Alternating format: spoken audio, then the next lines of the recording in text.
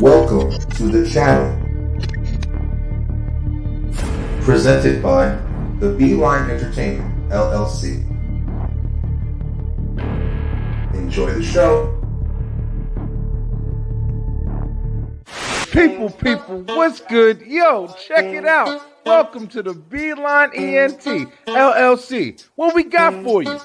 First off, we got the Beeline Web Show on Tuesday nights, 9 p.m. Eastern Time, talking a little of everything. Then we got Straight Through the Ropes, STR, baby, Wrestletalk, where we talk all things pro wrestling. Next up, we got the Show Off Show, that's right, the Beeline ENT Entertainment. And then on Sunday nights, we going live on the line with that group panel discussion. Check us out. Follow us on Facebook, Instagram, TikTok, you name it. Head on over to YouTube and subscribe. Also, pick up some merch. The Beeline ENT LLC. Let's go.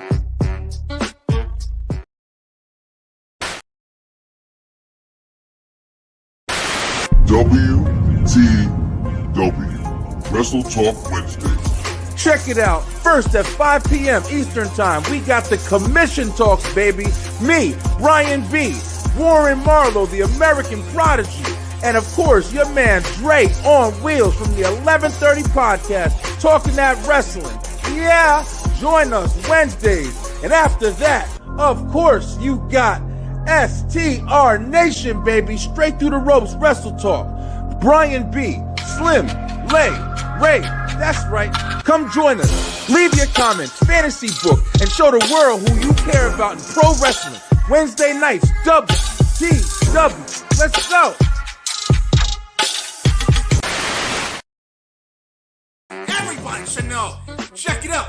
Your boy Brian B is trying to go live on TikTok, baby. Follow the Beeline ENT. Head on over to my channel. We got a lot of content. I'm doing a lot of stuff, and I'm going to be doing a lot more. Check us out. Follow us, the Beeline ENT LLC. I'll see you there.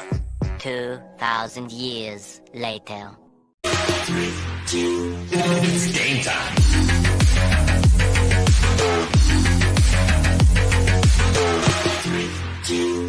It's game time.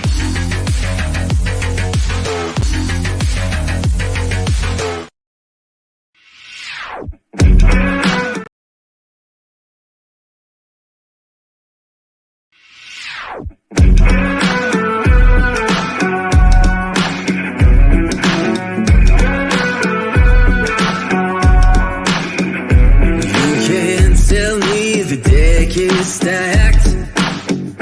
You can whisper behind my back. You can show me how the odds are up against me all day long. You can't stop me now. Can't stop me now. My feet have come too far for you. Get more W. That Gentlest energy drink mix that's going to power you through your gaming, content creation, whatever you're doing, is there for you. Enter that promo code BrianB NRG and get 10% off your order today. Get more W, get more power. Yes, you are, yes, you are, yes, you are the only one. 'Cause there's something special about you.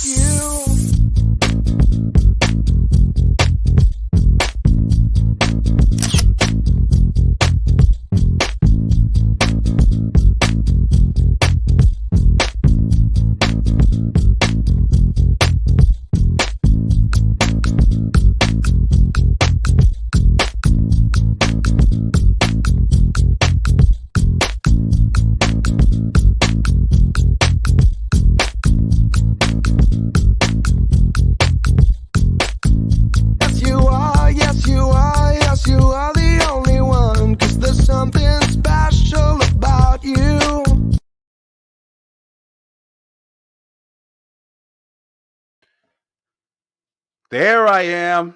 Sorry. Yo, listen, y'all gotta excuse me. I've been jacked up this whole week. I've been sick up and down, left and right, whatever. But we was watching WrestleMania. I lost my voice for a little bit because I was wilding. And Yo, we got a lot to talk about because it is the end of WrestleMania. We in a brand new week. It is Wednesday, the middle of the week, the hump day, if you may. But your boy Brian B, you know I'm going to be coming back at you. We got the crew in the room. I think we're going to have a guest. We may have a guest. We may not. But at the end of the day, we got some wrestling to talk about because it's Wednesday. It starts with a W, and it starts with W Talk Wednesday. Whatever you want to talk about, we're going to talk about it. Bye! Yo, what's good, people? People, check it out. I just want to say this. First off, like I always say, thank you guys for everything that you guys do. Thank you for watching. Thank you for supporting. Please go check out the new merch that we got in the merch store. We getting the website is getting updated. We're gonna have some new segments on the website where you can actually stream STR from the website. We're doing a lot of things, man. We're doing a lot of big things. You can actually purchase the merch. We're gonna have a whole section dedicated to the wrestling fan base since it's growing. Everything's growing, man. The YouTube channel just grew a whole bunch. Yo, we're doing a lot of stuff. I cannot wait to I can always keep going, man. I'm ready for this wrestling shit right now. But yo, listen, before we do anything, we gotta introduce who we are, who we be. That's the STR Nation. Let's go!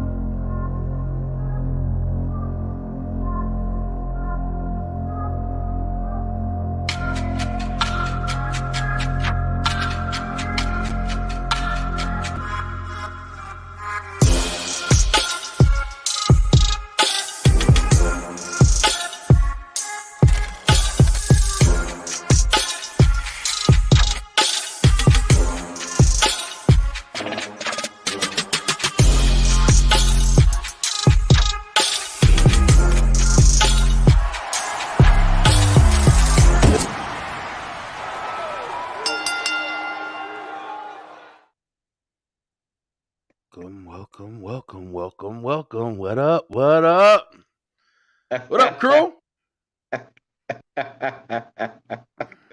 What's up, Brian? What up, man? All right, now I know. Hey, Lay, I already know. Slim can't wait for now. I know you've been waiting for it. Nobody say whoa in this whole show that we got right now. No, there is no whoa. There's no W. None. Listen. Slim, what's so funny? Listen. I'm just saying, because when you talk about hard times, baby, the grandson of a plumber, Cody Rhodes, finished his story. Because night one, he went through hard times with the final boss. But he had to summon the Avengers to finish off the tribal chief in night two. And I know as soon as that rep hit 3, Brian was punching the air, mad as I don't know what, when it hit. You are right, friend. I'll tell you right now. When that hand came down, because I don't know why, but a part of me was like, Roman about to kick out of that shit. I don't know why. Now listen, if it was the conquer, the stack 'em, pin 'em, and then leave or whatever, that Roman Reigns that we first got when he first came with Paul Heyman, that Roman Reigns would have kicked out of them three crossroads. But we got he's worn down a little bit. Roman Reigns, tribal chief, he's been through a lot. He had family problems, and then we let Cody just go ahead and slide in with his little team his little team of senior citizens that he had assembled. Yeah. Oh, like that, man. Y'all can't make me laugh, man. I'm over here choking to death. I can't play like that today. But what's good, y'all? What's up, man? That's not my champion. That's all I'm gonna say. Tell him, Lay. It's not my champion. Hey, but I'll be real with you. That orchestra version of his theme song is the only version I want to hear now, because that was fire. That shit was fire. Yeah, I enjoyed that a lot. That's actually one of the questions I wanted to ask tonight. Who do y'all think had the best entrance? Thinking on it, I love Seth's entrance, bro. Seth's entrance was phenomenal to me. I love the colors and like all the different characters and shit with it. That shit was fire. That shit fit him we perfectly. Really get a lot of like grand entrances though. Rhea's went hard. Yeah. How hard do you think it was for her to find somebody who looks like her and shit? Yeah, that's crazy. I thought that was Marilyn Manson, yo. Don't do Rhea. I thought that was Marilyn Manson for a minute. I ain't gonna lie. I ain't gonna lie to you though. Cody coming like he coming out the apocalypse, and I knew that boy was going over when Brandy Rhodes hit that stage. She ain't made no appearance until That's a good Mania. point. That's a good point right there. I ain't gonna lie. Yeah, I like that little the skull thing he had on and shit like that or whatever. I thought he was gonna come down with it to the ring and everything. He just took it off. So was that supposed to be the Statue of Liberty? Because it had the spikes coming out. Ray, don't make me hate him. Don't make me hate him anymore. Because if you say that's supposed to be the stat, I might hate him more than I do now. Don't play with me, yo. I'm just asking. I don't know, Brian. I don't think you can dislike Cody more than me right now. Like, I was so hurt. And then I went and got like my little imitation WWE belt and was watching it while I was holding it. Yeah. I don't even want to talk about it. Next match. Let's talk about Becky and Rhea. We definitely. Yeah, and you want to know something? I want you to talk about that later. I know, you were surprising me with this match right here. But yeah, we might as well just kind of go down the line because we got a lot of wrestling to talk about tonight. Because I also want to talk about what we've learned from this WrestleMania. So let's quickly just dive into WrestleMania. We've talked about it a little bit already, but first match of the night on night one, you had Becky and Rhea. Pretty good match. I'm not gonna lie, it was a pretty good match. It was up until maybe Gunther and Sammy. I think Becky and Rhea had match of the night contender. Their match was phenomenal. I didn't think it was bad at all. Yeah. What do you guys think? I think it didn't surprise me because I knew they could do it. I thought that they were going to do the classic, we built Becky up like this, so we're going to take Rhea's title reign. Because usually, if you go by superstition, if the person who gets the live entrance usually isn't winning half the time. I never noticed that one. Remember all those live entrances, like Bray lost during his live entrance, Randy lost during his live entrance, Triple H lost during his live entrance to Batista. Roman, damn. Yeah. So it was I didn't expect it, but it was just you could tell the story of Becky trying to prove she had to beat her. And then the finish to me was great because you took a riptide off the top of the turnbuckle and then turned off and did another one, which was crazy.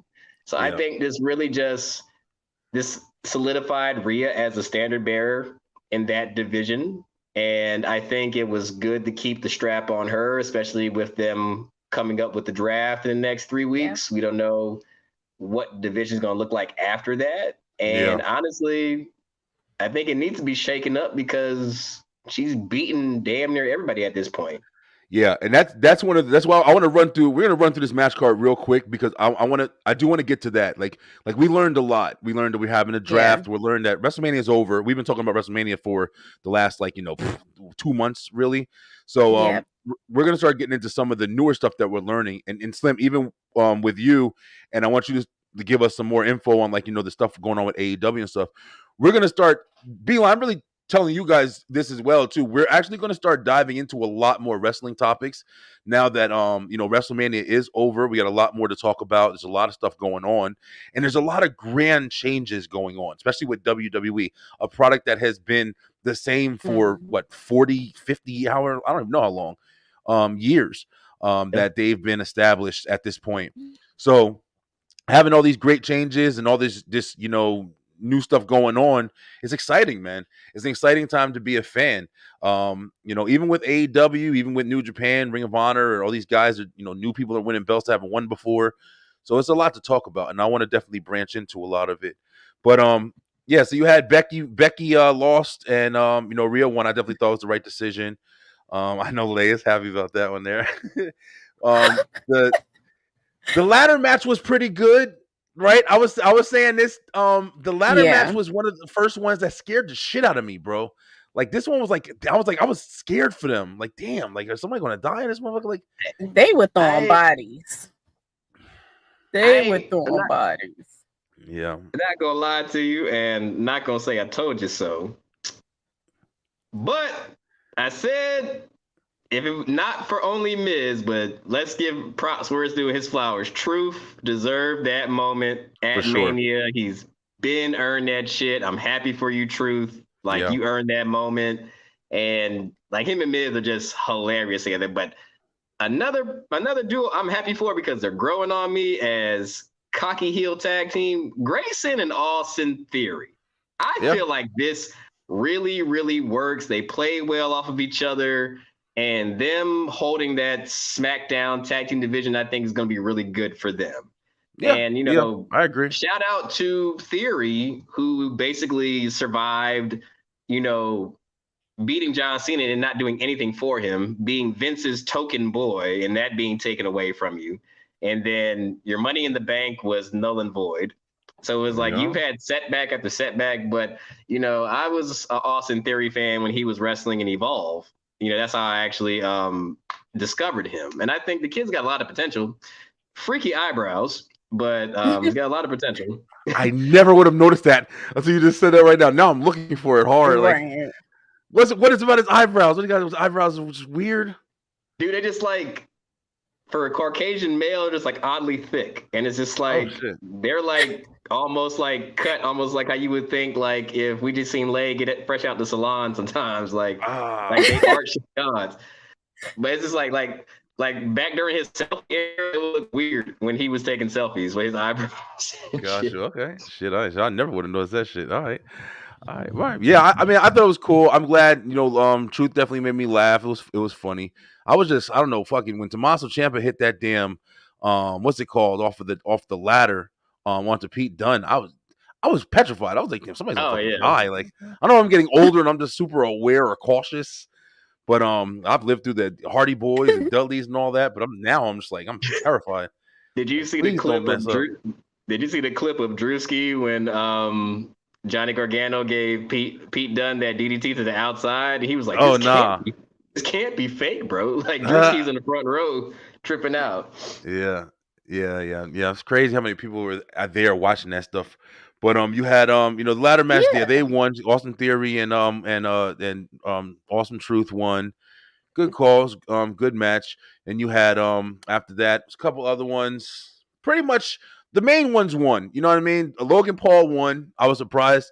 I wasn't surprised. I figured he was going to keep the belts, but I was surprised that there wasn't more interaction with KO and Randy. I thought it was going to be a little bit more of like a definitive kind of turn with that match. Gotta give the devil his due, man. Yeah, Kid is yeah, good. he's good. He's good, bro. And you want to know something? He's showing a lot more character too recently.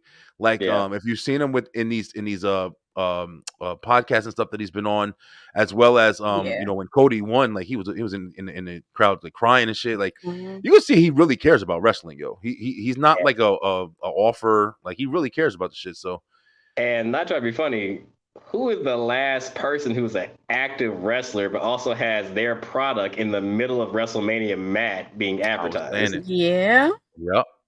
Absolutely right, man. Give the man his due. He literally walked into the game, became a champion, had championship matches immediately, as well as showed out immediately. And then, like you said, Slim, been the first one to sit there and have their product advertised in the ring of all in WWE of all time. I know we gotta stay on topic. I'm not trying to get us off, but Go ahead, man. But quick question for everybody. I know the E got to pay bills, but was anybody else getting annoyed by the random advertisements in the corner ever so often in every other match? How you feel, Lay? I think Lay froze on us. Yeah. All right, I think you froze for a minute, Lay. I had the ads on the apron, trying to figure out how they were able to switch them out like that. What were they using? Yeah. The ads. I mean, the ads for the apron were a little bit more distracting to me than the ones in the corner, because some of them weren't bad, but then it was some of them that were like, you know, like I know we had said before the Wingstop one was one big one where it was like you just saw like the wing stop and you saw the chicken in the corners of each thing, and then you saw it on the bar. I was like, damn, like I can't even focus right now. But the one thing I did learn from WrestleMania is I won't mind that ads as much as I thought I would. It's almost like it is what it is. You know, they're making their money, they're branching out and stuff like that. And it does look kind of official. Like it's like, you know, they got stuff out there or whatever. But I do kind of think they can kind of tone it down a little bit because they are fucking overkilling it. But it didn't really bother me. Were you focusing too much on it? It was just like, I wasn't mad at it, but it was just like I know I'm not using this product, so like, why do I need to see this carpet cleaning? Why do I care? But I mean, like the ain't gonna lie, the Wingstop one annoyed me because it's like just this bright green and white right there on, especially like because they were like advertising it in the corner and then on the jumbo little screens on the actual around the ring, so it was like a little distracting. Yeah, I highly agree with that. All right, Lay, we got you back.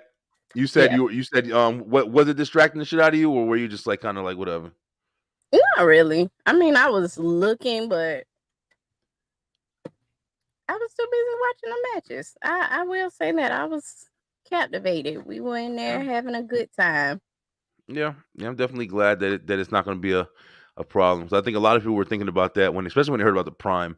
People already just ready to hate it because it's Prime. But at the end of the day, I ain't gonna lie. I posted some pictures or whatever with me going to get Snickers bars and shit after that because after watching that shit the whole time, and like, bro, I'm getting something here. Like I had to have me a Snickers, I want to try Prime now. Like, you know, after seeing it, I mean, this shit works, good, man. It's though. effective. It's yeah, good. I've never had it. I like it. It tastes really good. Mm-hmm. Figure it's like Powerade or something like that, or Gatorade or some shit. Like, no, it actually tastes better. It really does. Well, they don't be giving no credit. They ain't sponsoring us.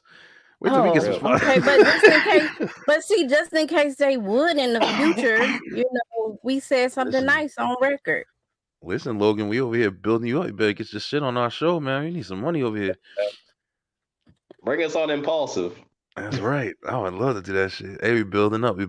But yeah, man. I mean, Logan winning was definitely something I thought was something to pay attention to for the future and stuff like that.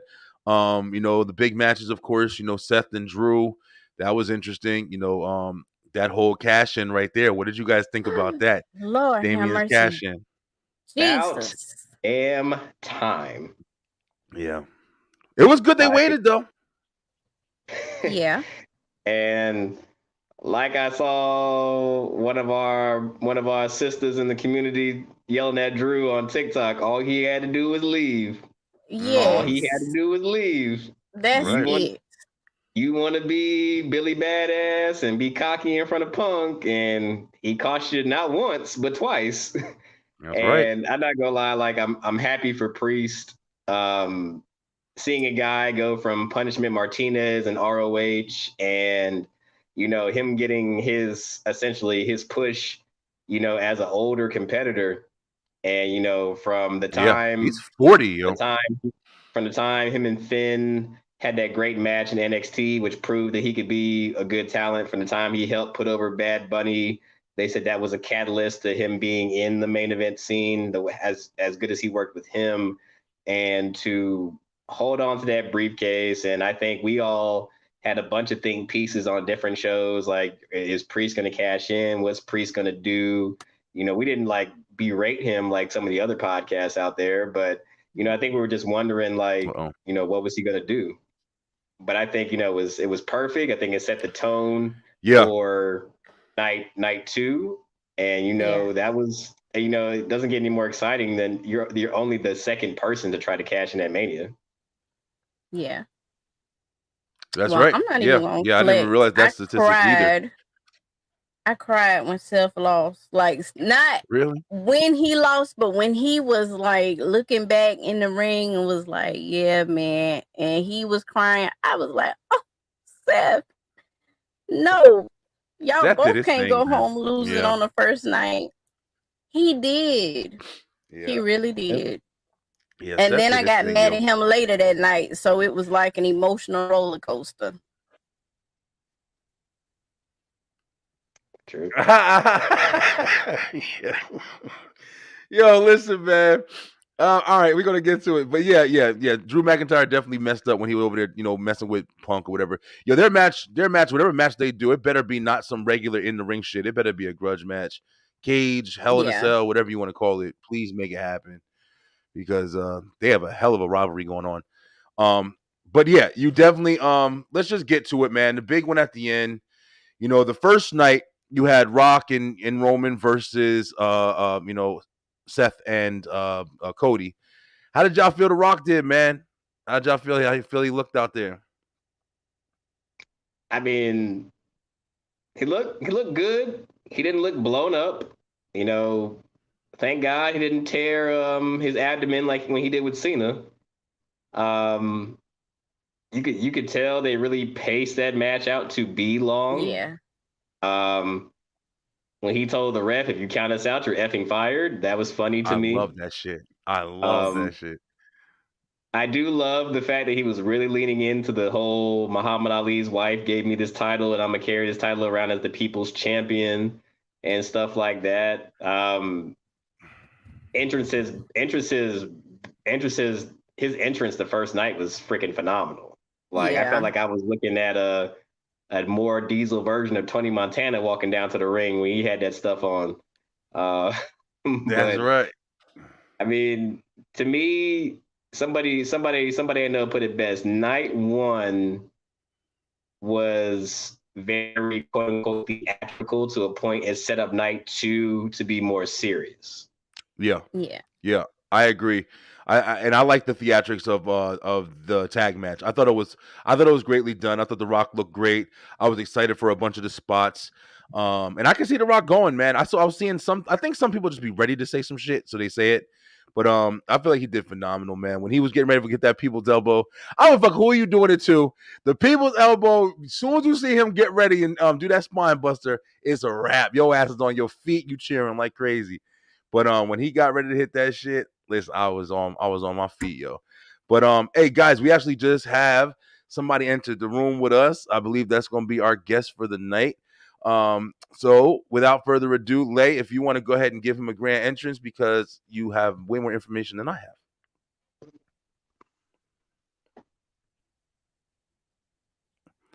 I think our internets are all tired of WrestleMania. Right. You finna bring him in? Yeah, I'm gonna bring him in right now. Okay. Let's tell him a little bit about us, a little bit about him real quick, and then I'll bring him in.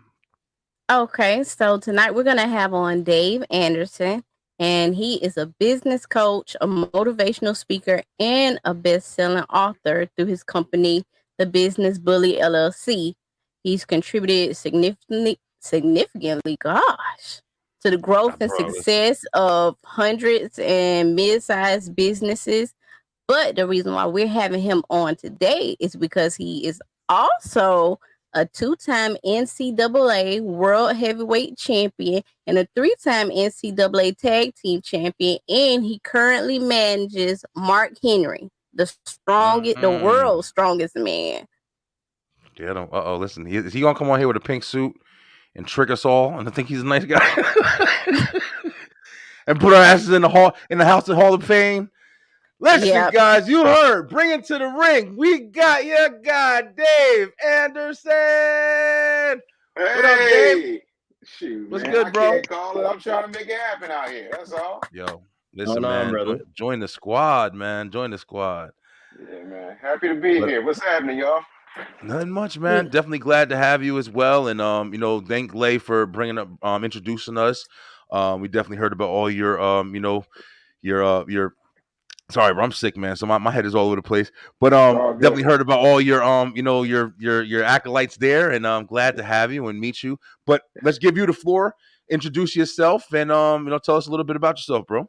Yeah, man. I'm Dave Anderson. I am an entrepreneur. I started my career in broadcast media when I was 9 years old. I retired at 35. Decided to go out on my own and focus on business. In between that, I had a love for wrestling and doing radio.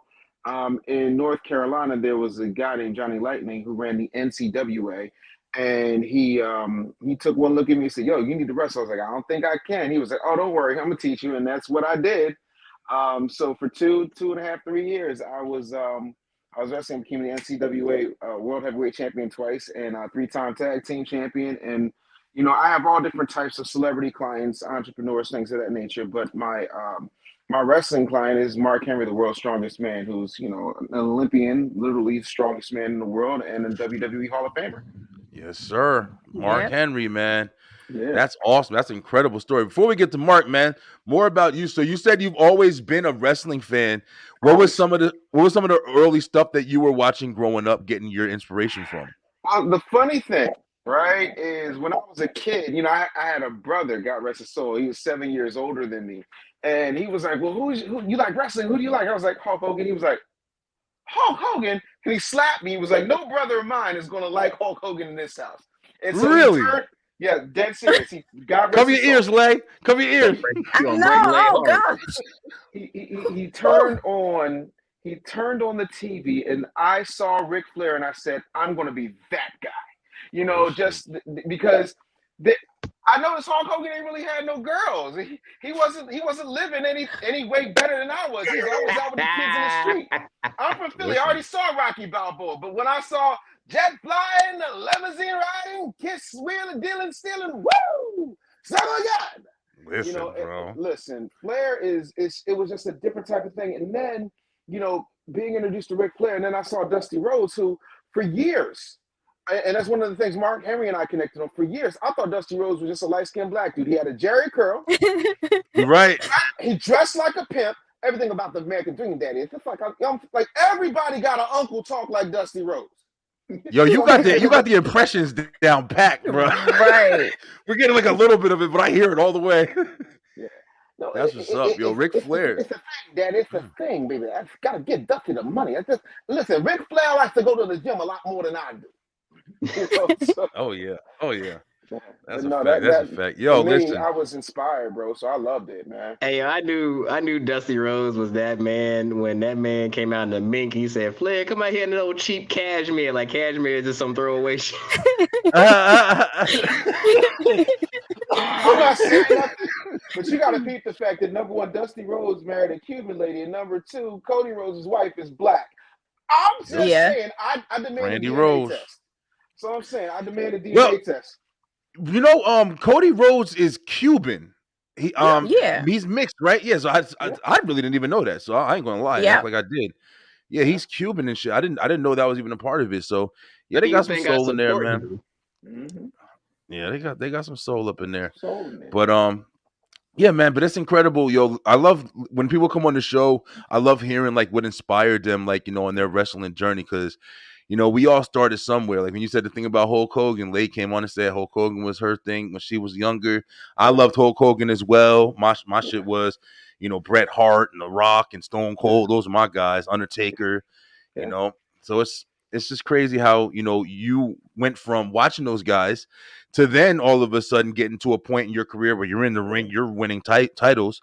Yeah. So what started you in meeting these guys to kind of, do you like help them with their business ventures or just guide them or something? So with Mark, we have the Remarkable Group, which does everything from his merchandising to his show to his charity, which is Mark Henry Strong Kids.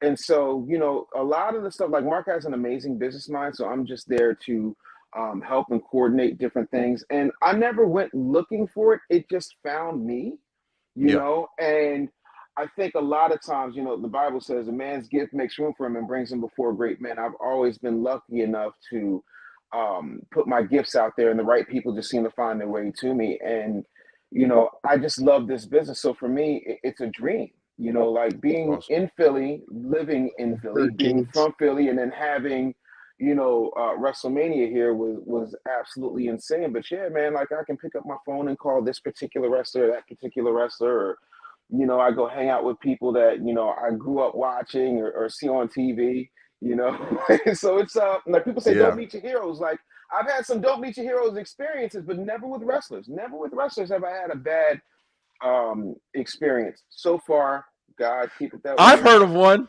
Can I tell y'all? Now listen, listen, guys. It's funny. I got two things to say, but I'm gonna say this first. And Slim, this one might be one that you might not like or whatever. Now everybody's got a bad day, right? Now this isn't me personally, but I had somebody tell me about his experience, and he's kind of been in that scene where he's been doing different club promotions and stuff like that or whatever. Mm. But he said he had the Miz.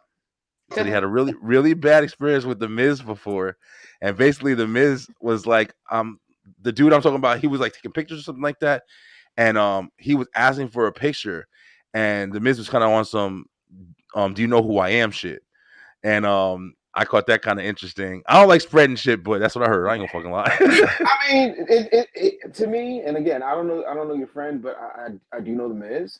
And I will tell you that there's two things with wrestlers, just period. Like, if they're not in that mode, don't bother. That's what I'm saying. Yeah, exactly. Like, Everybody's got that.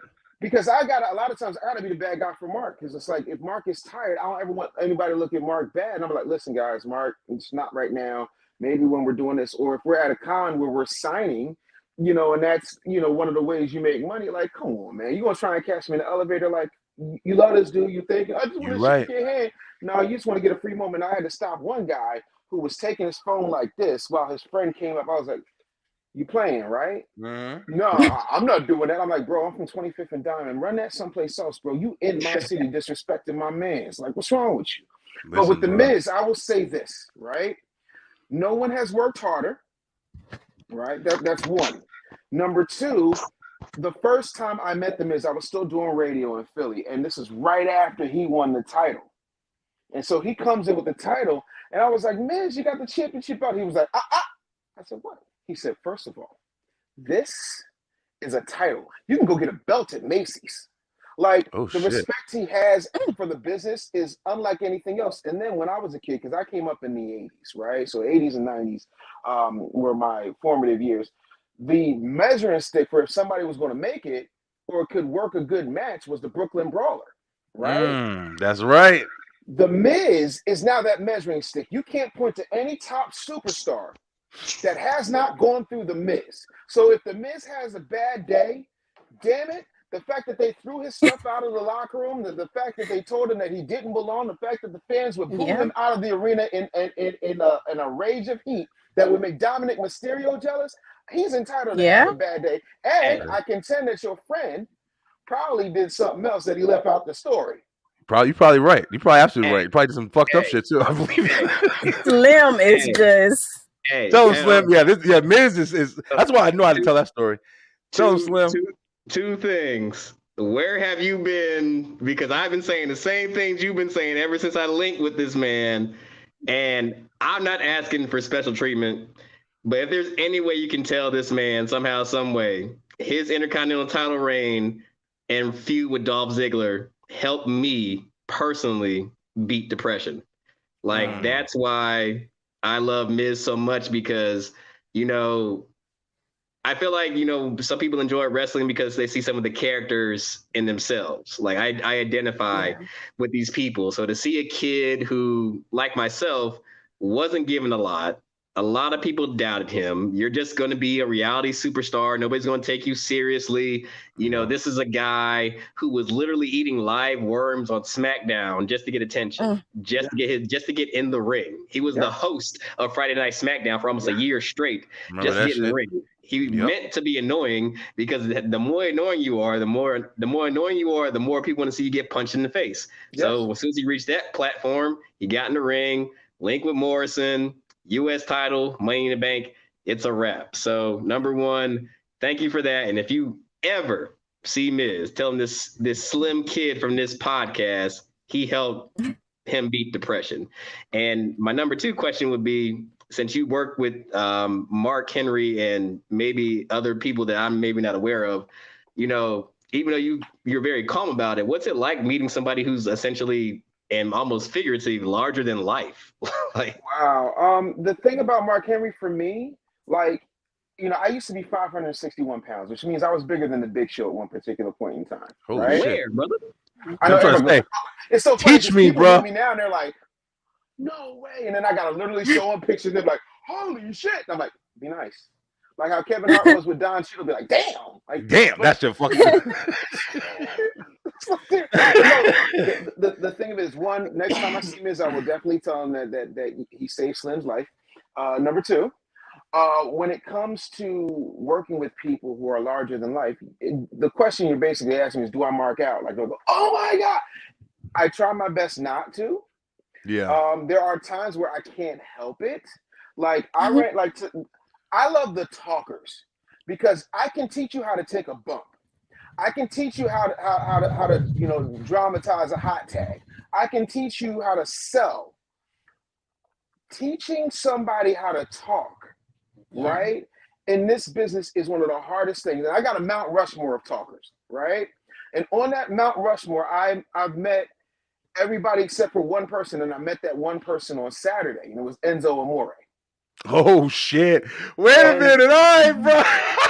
I might fuck with you now. Skywalker. See, let me tell you something. The reason why when you said that just set it off right there is because Enzo is one of the people that you can ask 100 motherfuckers who's their Mount Rushmore of talkers in wrestling or promos, deliveries, whatever. I guarantee you, most motherfuckers will not have him even close to that list. But definitely one of the best ones. I thought he's the greatest talker of all time. Here's why. Here's why. It's crazy. And then like people say, well, what about Bobby Heenan? What about Paul Heyman? Listen, I'm a Philly guy. There's not, when I tell you Paul Heyman is hallowed to me, Bobby Heenan is hallowed to me. But all of them are for a particular era. Enzo can talk up. He can talk down. He can talk to young people. He can talk to old people. And his ability to freestyle on a dime is second to none. What do we got here? Couple haters. Then he's got the movements. He has absolutely everything. And as a kid in Philly, I knew plenty of Italian kids who were like him, who were just too cultured, too deep in hip hop. We're not trying to culturally appropriate because that wasn't a thing. I remember I went to school with a girl named Bobby Joe Palladino, and she had her hair, shaved to the side like JJ Fad and whatnot. Not because she was trying to be black, but she grew up in the hood. We were all in the same slum, and I guarantee you, if the Palladino family could have got out the hood, they would have. Oh, you know what I'm saying? And that's how it is with Enzo. Enzo understands absolutely everything it is on that stick, and he's one of these people that always looks to be better. So when I saw Enzo, the first thing out of my mouth was, yo, greatest talker alive, point blank and period. For me, you're number one on my Mount Rushmore. He was like, ever? I was like, ever. He said, God, you meant that. And I did. Yeah, I believe you, man. That's why you got the reaction I just gave you right now because it's funny because honestly, if you ask me, I'm not going to lie to you and be like, oh, I would have said his name. But the fact that you made the statement introduced it to me, and I was like, I can't even argue that shit because Enzo Amore's his whole presence, man. That's why the whole him and Cass, what the hell were they? I can't think of nothing today. Soft. What was their name again? Their whole Enzo and Cass. Yeah, Enzo and Cass. That's it. I thought they had a tag team name. No, they didn't. It was just, my name is Enzo Amore. Enzo Amore. I am a certified G and a bona fide stud. And you can't teach that. It was just, yes, this shit was great. How did they leave that shit, yo? I don't know how that left. They were two hood dudes calling anybody they saw soft. Like, you soft, bro. And that's the thing. He's one of the first talkers who wasn't a sneaker when it came to, like, you look at other heel managers, you look at other talkers who don't really work. And Mr. Fuji, Freddie Blassie, Bobby Heenan, all of them did their dirt. Paul Heyman, same way. All of them did their dirt sneakily. Enzo was going to take it to you. Like, it's a different level when you talk like this and you walk like this. Yeah. But I marked out for Enzo. I ain't gonna lie to you. People I thought I was gonna mark out for, I didn't. Like, I met the Big Show for the first time in 2005, and I know he was ribbing me, but he was like, "You," and I was like, and he literally chops my chest. And it hurt. Jesus I'd have shitted on myself. He was like, "Where's the tanning salon?" I was like, "Huh?" He was like, "You got the best tan in here," and I was like, chest just burning red. I'm like, I don't know what I did, but I probably had that coming, man. Like, Tommy Dreamer's phenomenal. Bully Ray's cool. I marked out again on on Saturday afternoon because I met Devon Dudley. I met Bubba a bunch of times, but I met Devon for the first time. Oh, right? my brother. Oh, Testify. Bro, their spot at Mania was great, bro. That was another nice like surprise seeing Bubba come down for the street fight. That was a nice surprise, bro. We didn't Tell even me know. you was not hollering at that screen when Montez was acting like Devon doing all this. I was preaching it along as he was saying it. I just couldn't wait when he did the "What's up" everything. But yeah, that was absolutely phenomenal. But so Dave, so now you're working with Mark Henry, and you've met all these amazing, superstars that we've been watching all our whole lives. Sure. So what's next in like your journey? Like, are you invested in any kind of wrestling promotion, trying to be a manager or anything like that, or just kind of rolling with it, doing the business side? The thing about me, I've come to realize that every time I make a plan, God laughs at me and says, "No, boy, take your head here." So I don't make those types of plans. There's things that I'm working on that I'm not really at liberty to say. Okay. But what I will say to you is there's a lot of cool stuff coming down the pike, and I'm excited about all of it. The one thing that I will say is here's something cool I will tell you. What if you think of Mark Henry, what's the oddest thing you could think Mark Henry doing? Oh, man, we seen him do some odd shit. So he had a baby with Mae Young. Yeah, he had a baby. The baby came out. It was a hand. It was a hand. Yeah, a white one. It was white hand. And do you know why it was a white hand? Here's something I bet you don't know. Do you know why it was a hand? So this whole situation, months and months and months of all this buildup and Mae Young being pregnant, this, that, and the third. So after the bid is done, right? Marco's. Can I say Vince McMahon now? Oh yeah, please. Yeah. No. Yeah, there's no limits here. Okay. Marco's to Vince McMahon. He's like, why? What? Like all of that? Why a hand? He was like, and Vince goes, I wanted to give you a hand. So months and months, millions of dollars in airtime and whatnot for a really bad billionaire's dad joke. He wanted to give Mark Henry a hand. Listen, bro. Listen, it's crazy how I love when people come on here and they validate stuff we heard from for the years and years and years, because I've heard that a lot of stuff that we were watching is all just on like the whim, like a joke from Vince McMahon, like just because he thought it was funny, oh, go do that or whatever. And it's so crazy that this promotion we've been watching for all these years, and we've just laughed it up. Like, yeah, okay, gave birth to a hand. Never explained it. Never had an explanation. You just gave us the biggest explanation that we watched all those years ago, and understood why he had. Because I never knew why there was a hand. I never even thought to ask. But I'm gonna tell you. Here's the thing, and this is why I was talking about things that you didn't think Mark Henry would do. Mark Henry is the nicest, kindest, funniest dude I know. Like me and Mark will spend hours. Like we'll do business stuff, but then like if I get up and go to the bathroom at 3 o'clock in the morning and I see something, boop, and we have a folder on Instagram that's just full of memes, and we call it "This Pop Me," because the second you see it, you're gonna pop, you're gonna laugh, and like that's what we do. Mark, really, right now we've been doing this thing called the Stand Up and Stories Tour. It's been selling out everywhere. We just sold out Boston, right before Big Business happened. With AEW, which was incredible. We just did Helium Nightclub in Philly with Sam Roberts. So if you didn't see Sam Roberts' live show for Mania weekend, Mark killed the stage there. We've got some other dates working out. We're doing a deal with City Winery, so I can tell you that that's exciting. Aside from that, WrestleMania weekend, Mark did Remix Rumble, which is a wrestling-themed nightclub where Mark was actually DJing, and he murdered that crowd. Imagine hearing the Undertaker's theme song mixed with "Get Low" by Lil Jon and the East Side Boys.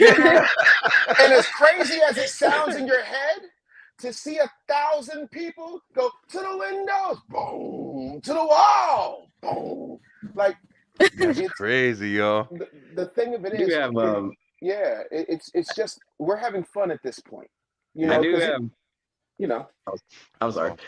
I did have one question. Like, since you've been working him for a while now, and not trying to get too much into anything personal, but can you tell any type of difference for him working for the E as opposed to working for AEW now currently, or has he always just been the same true person no matter what he's had to work at?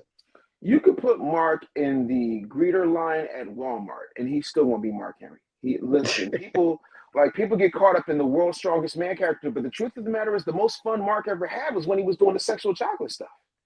Because he's always smiling. Chasing China. Yeah, I remember all that shit. Yeah. The thing with him is that people get so caught up in the whole somebody's going to get their ass kicked. And if you want Mark Henry to whoop your ass, go ahead and pet him like a puppy. Go ahead, just or like grab his shoulder like this. You don't realize people are like, well, are you his bodyguard? I'm like, no, I'm here to protect him from you because you will get hurt. And Mark don't fight for free. So just stay over there. But no, it's always a situation where we're, finding new and different things to do and enjoying that process, man. And for me, it's a dream because, like, I like doing things where it doesn't feel like work. Yeah, and that's what it is. But there's no difference between one or the other, And I think what's happening right now, the exciting thing about the Paul Levesque era, if we're calling it that over at WWE, is that this time in wrestling, there's literally wrestling on fire. If you're a wrestling fan, you'll watch anybody anywhere every day. I'm 46 years old, and I'm not ashamed to say it. I'm 46 years old, and this is the first time that I can watch pro wrestling 5 days a week. My wife can't stand me, but she'll be okay because I got phones, I got tablets. Listen, that's right. I got laptops. I'm gonna find my wrestling, and I'm gonna watch my wrestling, and that's it, man. Yeah, I feel you there, bro. I think you said it best, though, and I was about to ask his next question. Did it not seem like a true breath of fresh air when we saw Stephanie McMahon come out night 2 and essentially, like, give Triple H his flowers and, like, plant the flag in the ground, like, okay, old regime is done, Triple H is in charge, and, like, we haven't seen her on TV ever since the whole incident.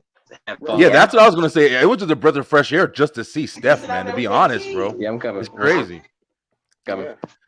Just to see Stephanie McMahon come back out and, like, like you said, it was a whole bunch of bullshit around happening. But it's like, at the end of the day, remember, man, these are the people that we were watching, like, growing up and stuff. And if there is, whatever crap going on and scandals, then let that happen. But you don't want that to interfere in, like, your childhood and what you enjoyed and find enjoyment in.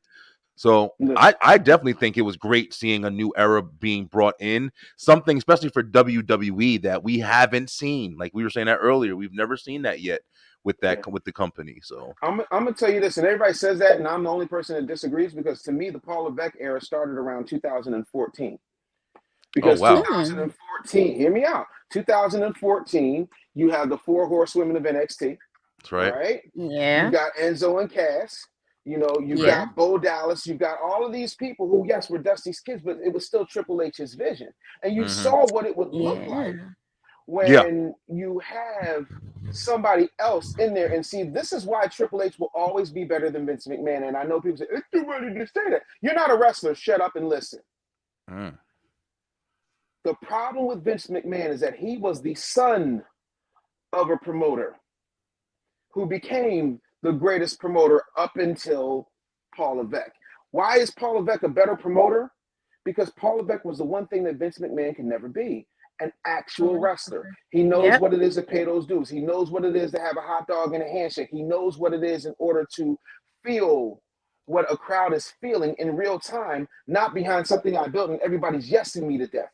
He understands what it means to be one of the boys. He understands what it means to be in the boardroom. He understands what it is to be an executive. He understands what the advertisers want. But most importantly, he understands what the people want, and he's willing to pivot. I contend that if you go back and you look 10 years back, WrestleMania 30 was a complete pivot because nobody wanted the B-plus player named Daniel Bryan, who, by the way, would not have gotten a WWE contract if it wasn't for Mark Henry.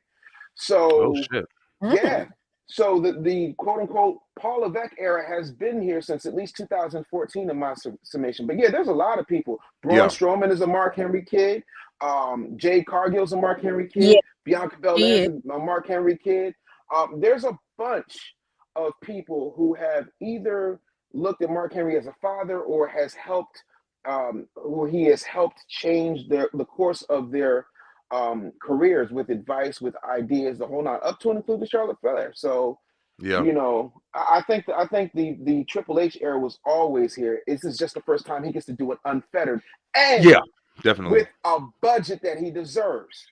Yes. Yeah, because NXT, we were talking about that on the show I was just on previously. Like, and the gold and black NXT days, man, it was like the entrance to seeing something new with WWE. It wasn't just the developmental anymore. It was literally a promotion, man. And I watched Yeah. that more than I was watching main roster stuff a because lot of people were. A lot of people were. I saw Sasha Banks and I was like, oh, hold on now, she can go. Like, I mean, cute is cool and all, but cute only gets you in the door. But when you can go like that, and then you look at Bailey, and even God, I hated steampunk Becky Lynch. I really did. The steampunk thing really got on my nerves. But calm down, calm down. Man. I understand. Say Bailey up on here. Oh Listen, gosh. I can tell you some stories off air. But no, not like that. But I don't think so. No, but the thing of it is, man, like you look at that whole thing. Even if you look at the Vaudevillians or what became the Viking Raiders, like there was a Tyler Breeze should be the biggest star in the company right now. Why he isn't? Thank you. Because I'm sorry, Tyler Breeze is everything that Dolph Ziggler wasn't, and I'm not dissing Dolph Ziggler when I say that. I'm saying that he had that whole pretty thing. He was like Hansel from Zoolander. He had a perfect gimmick.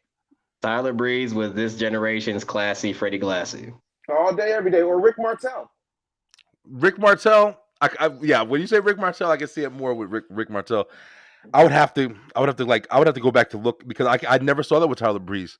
I saw the whole stand thing or whatever, walking around with a selfie stick or whatever. I mean, I don't know why I couldn't get behind it. I don't know. I just couldn't get behind it. If they did it right, Tyler Breeze could be leading the faction right now with Pretty Deadly, and it'd be over as hell. And Tiffany Stratton with that also. Yeah. I saw that today. Somebody said that shit. But yeah, I agree. While we're all here and we put our Hotep cats on right quick, was it not amazing to see Trick and Mello start the weekend off right? Yes.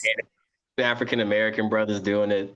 And like, shout out to Mello, but when Trick hit that walkway, man, and that crowd went crazy, and Unreal, just bro. T adding to it, like, those kids are stars, man. Like, and I know, I know we were talking earlier about Braun Breaker, and he bid farewell at NXT last night, but the future is bright, man. Like, it is.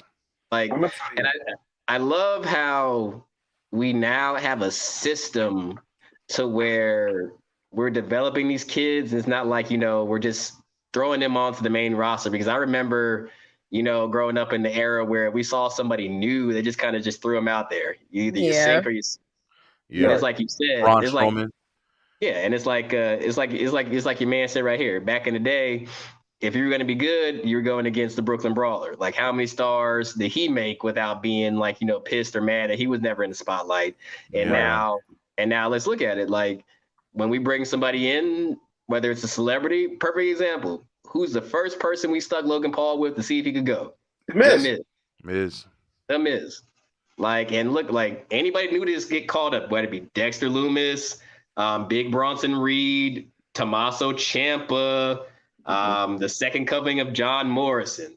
Miz has played a very, very big part in it. Like, I think as somebody who was viewed as nothing and now has essentially become a 2-time Grand Slam champion, I got nothing. One and only. Yeah, story is incredible. Story is incredible. There's no doubt about that. The biography on the Miz is going to be unbelievable, and his Hall of Fame speech, man. His WWE 24 documentary was fire.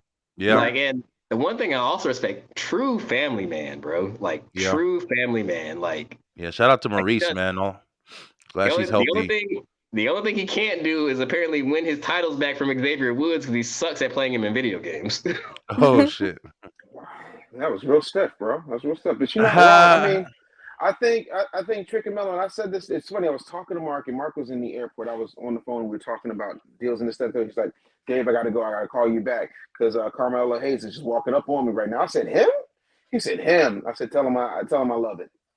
Because it's such a joy to watch, right? Like a black kid from the ghetto in 1987 could not imagine a world where there are 3 black women who are unmistakably, undeniably black, dominating the WrestleMania moment. Yeah.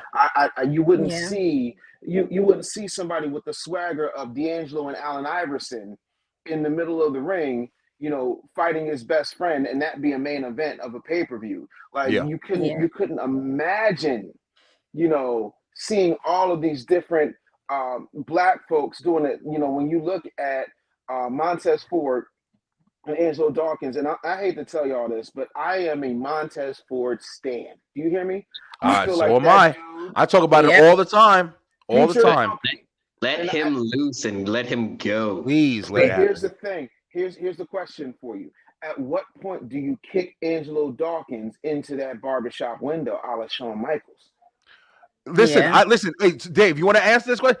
This is what pissed me off. Here, we're talking about Mania again. Let's dive back into it a little bit. The Final Testament match at Mania versus the Pride, Bobby Lashley's group. Listen, I'm not quiet about it. Bobby Lashley's group with the Street Profits, I hate it. I was never into it. I never enjoyed it. I think that they missed the mark every time they tried something with it. Then the Final Testament came around, and I was interested. Karrion Kross, AOP, even with Scarlett and my man Ellering. Paul Ellering, yeah. Suck today. But my thoughts for this match was they were going to use this as a stepping stone to elevate the Final Testament. I felt like this would have been the perfect example for Montez Ford to take a strong stand, get pissed off, and separate himself. Even if it's not the classic, sweet chin into the barbershop window yet, but this would have been a perfect opportunity to branch him off in an already, developing new era that we have going on. Because in my opinion, he's long overdue for some shine independently. Because the guy is phenomenal, man. But when they put Pride over Testament, I felt like they kind of missed the opportunity. And I'm not a promoter, but I'm an avid watcher. And that was just my opinion on that shit, because I really thought that would have been a great spot to establish even Angelo. Like you don't even have to do it by, having them verse each other. You could just do it in a way where he's like, listen, I don't want none of this no more. I'm on my own. I'm done with this shit. And then he steps off and hits a whole new level. I even could see it with him flipping on Bobby and then walking away. And Angelo's like, yo, what are you doing? Amping that shit up even more. I feel like there's a lot of directions they could have went, but you're absolutely right. When you said, Montez, I felt like Montez has been like kind of sitting in the room with crossed arms. Like, when the fuck y'all gonna release me and let me go out there and do my I feel like he's a future champion storyteller with no doubt, yo. Here's the thing, right? I'm gonna tell you this. The first thing is, here's why I disagree with you when it comes to the Final Testament. The problem with the Final Testament is they threw them together like they threw together In Vogue or the Spice Girls, right? Whoa. The authors of pain, which one's Ackerman, which one's Razor? What are they mad about? Hey, listen, man. What are they? Listen, I grew up with, there was the Legion of Doom, right? Yep. I grew up and there was Demolition. Like, you had tag teams that were like big, meaty guys, Earthquake and Typhoon. Like, you knew who was who, and you also knew why they were mad. Now, getting back to the Legion of Doom Road Warriors, they don't happen without Paul Ellering. No one is using Paul Ellering other than as a prop. And for a two-time WWE Hall of Famer to be used as a prop, who's one of the greatest tag team minds who has ever existed, is a travesty, right? The only good thing about this is they've given Karrion Kross something to do, because they don't know what to do with him. Again, this is all my opinion. It's crazy. This has nothing to do with anything, backstage. This all we do on this show, bro. Just talk shit. I am not with WWE, and these are my comments as a fan, not as a representative of any particular wrestler or anything like that. As a wrestling fan, I only have my wrestling fan hat on right now. That's it. I think Angelo Dawkins could be good if he lost 20 pounds and started lifting a little bit heavier. I also think that, just like if you go back and you watch that Hulu special, like, he needs to take a lot more. Like, people don't understand. The way you look, the way you carry yourself, your appearance means everything. A lot. And when I look at Montez Ford, you know what I see? I see money. I see a dark-skinned Rock. I see somebody who can light up a WrestleMania main event, and somebody who could also light up Hollywood. He has it all. What's his weakness other than the fact that they're not giving him enough TV time? You can't point out one. I can point out Angelo Dawkins' weakness. I can point out Lashley's weaknesses. I can point out Ellering's. I can point out everybody else in there, but I can't point out Montez's weaknesses because even when he is not doing technical things, he is entertaining the crowd. Just like Enzo, he knows how to entertain up. He knows how to entertain down. And I think he's being underutilized. I can't say that about anybody else in that matchup. And I also don't think the Final Testament needs to be put over. I think the Final Testament needs to be worked. I think they need better development. I think you need to do more with the Scarlet character. Why does she come out in black and white? And I'm sorry, that's the most horrible use of black and white. You want to know who does black and white really well? NWO. Tony Storm over at AEW. Yeah. The whole the old lady Storm Marilyn thing, Monroe, girl thing. Tony Storm has mastered that. My bad, Slim. Go ahead, bro. So like, here's my thing. So two things. Let's play devil's advocate. Sure. Number one, and I've heard somebody else say this. So let's play the opposite. Everybody's so focused on Montez being the one that turns heel. What if they completely said F it and made Dawkins the one that said, I'm fed up because you're the one that's the most popular. I'm the afterthought, and said F it. Montez Ford can easily be an over babyface. Oh yeah, easily. I don't care. It would have to be believable though. Like that. That's the only thing with Dawkins. I can see it happening, but I don't know if Dawkins. I'm not trying to hate either. I'm just trying to give my honest opinion. Like I feel like. Go ahead, Slim. My bad. I mean that part. But here's the second thing. So based on what I watched last night, apparently the Final Testament is taking the Corbin route and being sent back down to NXT. Yeah. Now, I think the thing with Cross has always gotten me is this. Two things to me hurt Karrion Kross. Number one was that Adam Cole promo, which he hardly ever recovered from. And number two was him being almost made the second coming of Demolition when Vince was in charge. And nobody took him seriously then. So, you want me to take the guy who was over his shit in NXT, give him cryptic messages, delivering good promos, and then you turn him into a gimp on live television or a BDSM victim. See, you can recover. You can recover from a shit character, yo. You can recover from a shit character. It just depends on your charisma, your personality, and how you recover. No, I agree with you because I look at Corbin. Like Corbin has taken that full NXT run and turned his whole thing around. He essentially burned all his old gimmicks, and I ain't gonna lie, once he linked with Braun, that was like magic right there. You got the veteran, you got the young talent, and I like that short-lived tag team. So my thing is though, with sending Cross, Scarlett, AOP down to NXT, like if you're gonna reestablish them as a force, like do it. But in retrospect, I thought that the Final Testament was going to go over at Mania just because, not to be funny, Karrion Kross said it best. You're the reason that they got to Mania. If you didn't feud with him, you'd be in catering, pretty much, until they took control of it. I'm not going to lie, I feel the same way. Yeah, I felt the same way. And I definitely get what you're saying, Dave, because it's just one of those things where, I like to see what's coming next. I feel like there's potential there at the very least. And I feel like that, I just don't feel like I'm not a fan of Bobby Lashley like that. I think he's a good wrestler and everything, but I'm just not a fan. His personality for me in the ring, it just doesn't shine like I guess to my liking or whatever. But when you have somebody like Montez Ford and I'm watching this guy in back of you and I'm like, wait a minute, bro, like, can you move so I can see this dude shine right now? I think I'm ready for that. So it's like putting him with Lashley is making me even more anxious to see his actions. You know what I mean? Yeah, I think Bobby Lashley is, physically a phenomenal dude. I loved him in WrestleMania 23 when he was the advocate for the avatar for Donald Trump, and he got to shave Vince McMahon's hair. Like, I think that's cool, but he was never a great talker.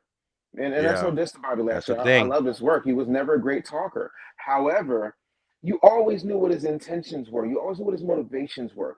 I can't say that about a Karrion Kross. I can't. What does he stand for? Okay, he thinks Scarlett's hot. Wonderful. Who cares? There's nothing there. And listen, Dusty Rhodes put over a unitard and polka dots. It made it work. Yo, listen. So this is the thing. I've seen shit from Karrion Kross in the Indies as well with Killer Kross. but mostly I saw him in NXT.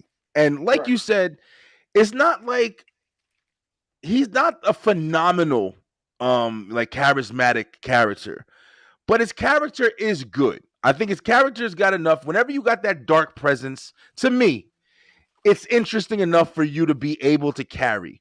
And if you are given opportunity, you need to be given opportunity. You don't kind of have the ability to draw the opportunity to you like somebody like a Montez Ford or a Chris Jericho or these guys who just, as soon as they step on the stage, they're not speaking, they're not opening their mouth. The damn you feel the power from them coming out. It oozes out. Yeah. So it's different. It's different with certain guys, but I'm not going to take anything away from him because I think given the right spot, he still can show out more than I think we're seeing. And that's what I'm interested in seeing. I guess I'm trying to give him a chance, maybe, if that's the case. But that's just one of many. I'm not talking about just carrying. But yeah, I think Lay's having some Wi-Fi issues, guys. Apologize for tonight, but I think she's having some Wi-Fi issues, but it happens. And Slim's busy at work today. But listen, Dave, I really enjoyed having you come on and share with us your stories. I didn't know you knew so many talents. Are there any other promotions that you're are able to work with, or guys from the indies that you're working with as well, instead of just like the no names? Well, I do some stuff. I've consulted for a couple of indie promotions like Outlaw Wrestling in New York, which is absolutely phenomenal. Shout out to everybody over at Outlaw. Right now, man, I'm like my main focus is making sure Mark is good because we got some really cool things coming up. Like I said, the Stand Up and Stories tour is happening right now. Mark is DJing, so we got that. We just did our Remix Rumble in Philly, which was incredible. Like we're making smart, calculated moves, and I like it. But yeah, man, I'm the type of person I can talk wrestling all day because it's one of my favorite things. Like when you got a brain like mine, you need stuff to kind of escape. That's why I'm surrounded by like a bunch of comic book stuff and man, let's go. I'm gonna show you something, right? Like this how ridiculous I am. I'm a 46-year-old man with a regulation Thanos sword. Like, bro, look at that shit. So that's awesome though, man. I love having things that like take my mind off of, the heavy stuff because I do a lot of heavy stuff. But yeah, man, like for me, I love it, man. Thank you for having me. I hope you guys got something out of it. You know what I'm saying? I could talk wrestling for days, bro. You be here until it's time to take a shit. Yeah, and listen, like always, but I want to say this too. Listen, you love to talk wrestling. I don't want no strangers, man. I would love to have you come back on. We're recovering from WrestleMania and everything like that or whatever, but we're definitely going to be having more open-ended shows where we're going to be having kind of big discussions and stuff like that too. So, one last thing before our guests get out of here, man. Number one, pleasure for having you, man. I think it's this platform gives us to talk like-minded about wrestling. I've seen other podcasts where it's like arguing and stuff like that. Nothing but love on this show. So I think it's crazy and amazing to meet another brother who's actually an entrepreneur doing big things and breaking barriers in that world. And like I said, man, if you can, for a humble kid, tell Miz his Intercontinental Champion title reign helped me beat depression. And number two, tell Mark to this day, he still ain't shit for that pink salmon promo. Have me believing that man was a tyrant and then he swerved us with Cena, baby. That's the greatest thing I've ever seen in my life. First of all, no. But okay, I'm gonna tell you something that you didn't know, right? He wasn't trying to swerve anybody. Oh, he really? was done. No, hear me out. He was done. So he calls Vince McMahon because like him and Vince, like y'all, like they were very, very close. So he calls Vince. He said, "Listen, man, I can't do it. I'm tired. Like my kids are getting old. I can't do this like this. I'm done." And so Vince was like, "Oh no, Mark, you gotta, all right, what can we do?" So they came to terms with whatever they came to terms on, right? That's not my business to discuss. Here it is. He says, "All right, so what do you want to do?" And Vince says, "Exactly what you were going to do in the first place." He says, "Well, I was going to retire." He said, "Exactly. So you go out to the ring and you give your retirement speech." So Mark goes out to the ring. And he says, "Don't tell anybody. Don't tell," like Vince says, "Don't tell anybody. Don't tell your wife. Don't tell anybody." Right? So Mark's doing what you see. Now I'm going to fill in what you didn't see. Right? So Mark's doing his thing. Everybody, including me, is in tears because my guy never really got what he should have gotten. Yes, he got the ECW title, but he never got the big one, you know? Yeah. And I'm sitting there tearing my eyes because, like, Mark is the one that's built for me. You know what I'm saying? Especially when I was, you know, I was a big dude. And so, you know, he turns around and he grabs Cena and he slams the hell out of Cena. In the process of grabbing him, he whispers to him, "You ain't gonna like me for this, but go with it." Because John Cena didn't know that this was a work. And he shit, I didn't know that Cena, at all. right? And nobody knew. And the thing of it is, you know, he gets back to Gorilla and Cena was like, "Yo, like," he was like, "I'm following orders. What are you going to do?" But the thing of it is, he told everybody there were two people who called him after that promo. The first one was the Big Show. Big Show was crying real tears because they're like best friends, right? And so he was like, "Yo, like, you had me, you son of a bitch, this, that, and the third." The second one, he got a voicemail, and the guy says, "Hey, it's Terry. Call me back." And Mark, who is Terry? So he calls, and he's like, "Hey, brother, let me tell you something." And so Hulk Hogan tells him, he said, "Listen, I have been watching wrestlers, and I can always tell when somebody's about to swerve me. I can always tell when somebody's about to, when it's a work." He said, "You are the only person who I couldn't tell. You got me, brother. That was some of the best mic work I have ever seen. And if anybody tells you that they knew it was a work the whole time, they're lying to you because I didn't know." So Hulk Hogan was fooled by that. So, like, yeah, no, he fooled everybody. But you know what the funny thing is? Mark can't even fit that pink jacket. He done lost 120 pounds from that. Yeah, he looks great, man. You know he looks great. I'm not gonna hold you. In my closet, I got a pink jacket just like that. So if you ever put one on, automatically know I'm about to swerve your ass. You swerving this and shit. We gonna know that pink. I don't trust nothing pink no more. But yo, listen, pink hey, Fridays, pink cookies, nothing.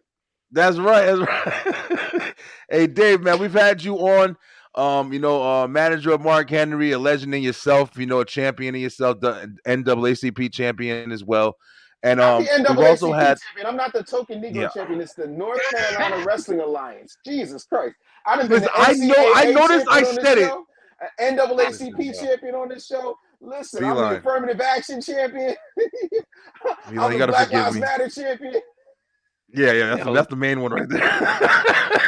got a purple belt for that shit. Right, a bunch of morals in the street, no money. Yeah, I'm fucking around.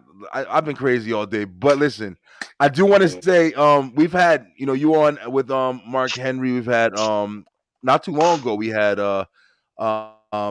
Godfather. We've had his son on. I'm sorry, not son. His I'm fucking up still. His godson. No, nephew. Am I right, Slim? Saved my life. For my team to save me. I'm tripping. Nephew, yeah. His nephew came on, Brian B. Roundtree. And it was really fun talking with him about some of the stories he had about the Papa Shango days and everything like that or whatever. And, I'm really we talking to you guys and we're meeting you guys, legends in the industry who know legends in the industry. And, we're very happy and we're very blessed to be able to, just chop it up with y'all and get your ideas about even today's project and everything that they're doing. So it's definitely an honor, man. We really appreciate you. And like I said, man, hey, you want to talk some wrestling? I'm definitely going to make sure I got you locked in. And you ever want to come on and just talk about what's going on? You want to, gripe or get your thoughts out there? Feel free to jump on STR, man. We do this weekly. And it's always a lot of fun, like Slim said, but it's all love. But I'd be remiss if we didn't shoot our shot and say, hey, Mark, if you ever got any free time, big fella, we'd love to have you on, baby. Nothing but respect. As soon as things slow down, I guarantee you I'll have Mark on here before the end of the year. Woo! Listen to me. If wherever he is will allow it. Listen, I'm more than fine with that. Yeah, more than fine with that. I definitely appreciate that. But Dave, it's been an honor, bro. Thank you so much for coming on and sharing with us. You got anything to share with the audience before you head out today? Yeah, man. You can always follow me at The Business Bully on social media. Look out for themarkhenry.com Right, we're relaunching that. The Mark Henry Show is about to go up. You'll see our show on themarkhenry.com, on YouTube, whatever streaming platforms you're on, man. So we're super excited about that because you're going to see what it's like when it's not just a podcast but a variety show with Mark Henry doing things like challenging 6-year-olds to battles with Connect Four and okay. I think I dancing say like with old weightlifting. ladies. I think I say weightlifting and shit. No, yo. Damn. Okay, I'm gonna leave you on. I'm gonna leave you on this one. So we're in. Jesus. We are in Ohio for the Arnold Schwarzenegger Arnold Classic, right? Oh yeah. And it's my first time meeting Arnold Schwarzenegger, and you got these guys. Mark won the very first Arnold Classic. He is the first world's strongest man, and so. Arnold Schwarzenegger stands up because this is like at the finals, and these guys are, lifting heavy. Now, Mark is hosting this with Matt Eisman from American Ninja Warrior, and Arnold is standing in front of this guy, who's trying to set another world record. They must have set like 17 world records in it. So this guy, he just didn't have it in him, right? So he came in like second instead of first. Anywho and anyhow, when it's time to talk and give everybody awards, Arnold Schwarzenegger goes, "What happened? I was standing in front of you. I thought you would be. I don't. What did y'all see? I thought. What happened? You just couldn't do it." And the guy said, I guess I got intimidated. It took everything for Arnold not to call this dude a pussy. He was like, "I was trying to inspire you. I was trying to inspire you." I looked at Mark. Man. Mark looked at me, and like, there are people in this world. My wife is like this. My wife has a twin sister. She's my best friend.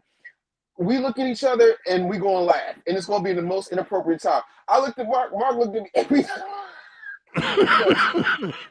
78, it's bad enough you're getting roasted by the Terminator, but you're not getting, I'll be back. You're getting 78-year-old Arnold Schwarzenegger calling you a come on, you little pussy. Like, come on, let me do it.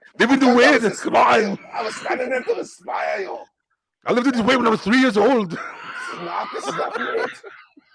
Bruh. I tell you, y'all fucking me up, yo. Arnold Schwarzenegger is the biggest ribber. He is the biggest shit talker. Bro. I bet, to find out that the governor is one of us. Like, he likes to talk shit too. Bro, it was hilarious. But me and Mark must have pissed our pants laughing at this man ridiculed this poor contestant, man. So yeah, funny as shit. It's an honor and a privilege. I hope that I can come back and tell you guys some more stories, and you guys get to ask anything, and if there's anything you need from me, man, feel free to reach out, okay? Definitely. Much love, man. Thank you so much. Lay, thank you so much for this great guest that you brought in our presence, and we now know as well. Lay had some issues with her internet, but, it's all love. She knows she's probably watching us right now. But Dave, Slim, I'm going to go ahead and close up shop now, too. Listen, we're back, STR. We're definitely going to be talking more. Next time we'll have a little bit more going on about what's currently going on in wrestling, but this has been an amazing episode. Definitely wasn't expecting this because it's great stories and just great episode, man. I love this so much. But guys, until next time, of course, stay true, stay positive, pay attention. I love all of you guys, and we'll see you next Wednesday on Straight Through the Ropes. Peace out, y'all. Awesome. Hope you guys have a great night. Stay awesome, y'all.